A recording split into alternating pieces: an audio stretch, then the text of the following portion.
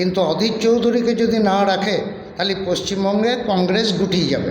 তার কারণ গোটা প্রদেশ অধীর চৌধুরী কীভাবে চালিয়েছে আমরা সেখানে খুব কাছ থেকে দেখেছি। অর্থনৈতিক থেকে আরম্ভ করে প্রশাসনিক থেকে আরম্ভ করে সব সময় কর্মীদের ঢাল হয়ে থাকতেন উনি। এখন যদি আজকে উনি কংগ্রেস যদি ছেড়েই দেন বা যদি কোনো পদে যদি না থাকেন তাহলে সেইখানে কংগ্রেসটা করা খুব অসুবিধা হবে। তা সেটা কেন্দ্রে বুঝবে পশ্চিমবঙ্গে কংগ্রেস থাকবে কি থাকবে না। অধীর চৌধুরীকে ব্যক্তিগতভাবে কংগ্রেসের কর্মীরা ভালোবাসে, অধীর চৌধুরীকে দেখে পার্টি করে, অধীর চৌধুরীর সাহসে পড়ে আমরা সবাই পার্টি করে এবং আমরাও করি। তার যদি অধীর চৌধুরী কোনো পদের জন্য লালায়িত নয় আজ অবধি দেখেছি আমরা, কিন্তু যদি কেন্দ্র এই ভুল করে তাহলে পশ্চিমবঙ্গে কংগ্রেস শেষ।